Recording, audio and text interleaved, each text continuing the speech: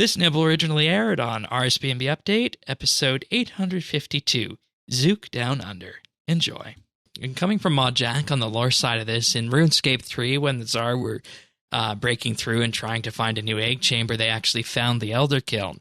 And when they found Zook, they assumed it was one of their creations that had gone crazy, according to Mod Jack.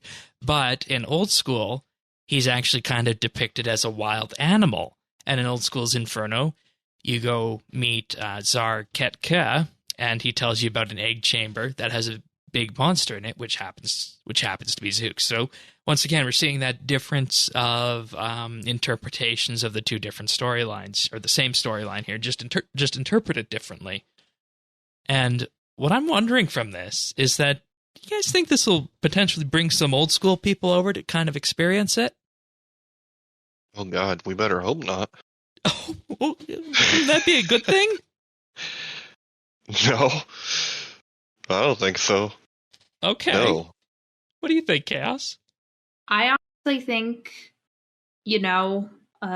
just judging how people tend to be curious, I think it certainly may bring over some OSRS folks, if they're not too occupied with Group Iron Man right now, to check it out. And if they find it intriguing and if they're able to navigate the combat system, kudos to them. I've actually been seeing kind of a trend in more posts saying, taking a break from OSRS. I checked out RS3. It's actually not as awful as I thought it was. So maybe I'm a little bit more enthusiastic in that sense.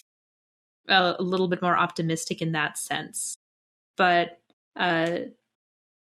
like Questcaping said, the boss swap program between OSRS and RS3 is off to a swimming start. What are we going to give them in exchange? We're going to give them Raksha? They're getting necks. Oh, right. And it's old style necks, so it's necks as when she first came out, looking like a chicken. Wow. Yeah, right. What's that treasure hunter boss? That's what we're going to give them. The chance the with mimic? The big The mimic. Yeah. Oh, wouldn't that be sweet? So the lore poetry. for me and how they've divested from the OSRS lore is very interesting. Personally, if we want to go into yeah, that please bit. expand a bit on that. Your thoughts.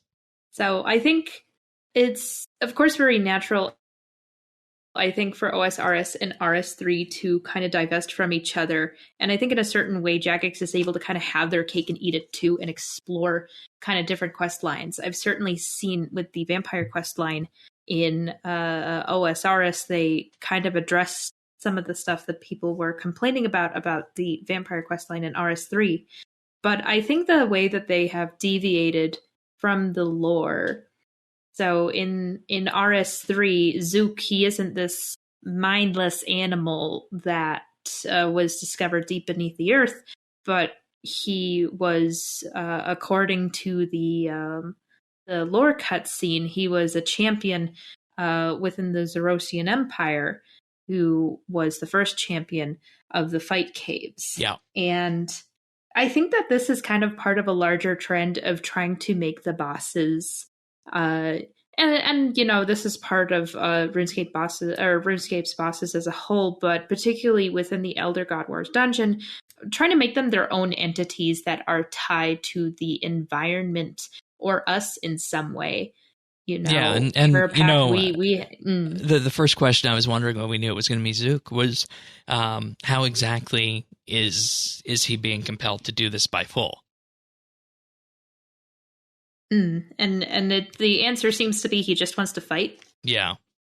So he's just in it to win it. Yeah, a creation, obviously, that is just in effect bred to fight. And they say in the first teaser that we saw, you were expecting the Takhar, but the Zekhar that we're actually seeing, that we're going to see leading up to Zook, is in effect a reforged version of the Takhar by Full after their failure at the Battle of the Monolith, which I thought was interesting. It says a lot, I think, about the characterization of the elder gods. And I mean, this has probably been communicated 100 times over, but they see the fronts that they are putting forth as tools. Karapak, he's not really enthused about the situation, but, he has to do what he has to do. The Arch-Glacior is perhaps the most animalistic of all of them, and kind of the blandest lore-wise, in my opinion. Is just a big it's just hunkin' this ice other monster from piece another of ice that came from a planet. Yeah. Croesus is tied to the history of Santistan and is even more animalistic. It's just a giant mushroom acting on instinct. The Bic is just throwing it at us. And then, like we mentioned, Zook, he is just in it for the funsies. So, but it's interesting that they are tying him to the history of Santistan, that he wasn't just found by the Tazar, that he was part of Santistan, and that he participated in that before being exposed to the Elder Kiln and getting all souped up that way. Yeah, and you mentioned Santistan on this, and one of the things we see in the opening preview for this front is that, that area we were walking by when you take part in the City of Santistan quest, that area that you walk around and where the supplies were being delivered, there's a crater there now, or there will be a crater there on Monday when this front arrives, and that's where you go down to actually fight Zook. So we were wondering, what part of the city it's going to be in. Well, it's actually, the entrance to that is actually going to be right in where you come in during the quest. So it's going to be one in each corner. If we may have a small moment of silence for the oxen that used to be there. They are now roast beef. Yep. Down deep below the crust. So I got a question. Please. So since Zook or Zuck, let's not call him Zuck. Reminds me of Mark Zuckerberg. And me too. And I've already seen a couple of memes about that. So lame. But the Zookster here, he's part of Santistan's lore. So is he a Tazar? Like, was he ever a Tazar, or was he a human and then got souped up by what is he? From what I saw from the cutscene, from the still shot cutscene that they released, was he was a human gladiator. Very, very Conan the Barbarian kind of origin story. He was a human gladiator that was enslaved by the Rosians. He was fighting for their entertainment, and eventually he got good enough where they're like, okay, you've done your time, you can go off. And he decided to go off into the world and find more things to fight.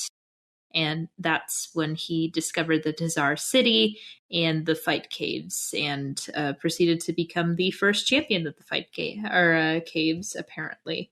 So, and okay. But I believe he got his super duper lava monster status by being exposed to the energies of the Elder Kiln. They called him a demigod. Yeah. So that was the general sense, is that the full Elder Kiln, she used that, exposed him to that, and that gave him the power that we see now. Mm. Yeah. Oh, and he fought Bandos in the God Wars. Apparently Bandos defeated him and chained him to the Elder Kiln, so that probably let him marinate a little bit more, That also explains why General Greridar will be the contact down in this front. That was talked about in the live stream as well. That General Greridar will be the contact down there. Oh, okay. Like, how we had Gorvek at Croesus and whatnot? And as an you think he's gonna shout at us, or probably not? Probably not. Probably not. You can find full episodes of RSBANDB Update right here on this YouTube channel. If you found this video useful or just enjoyed it, like and subscribe, or leave a comment.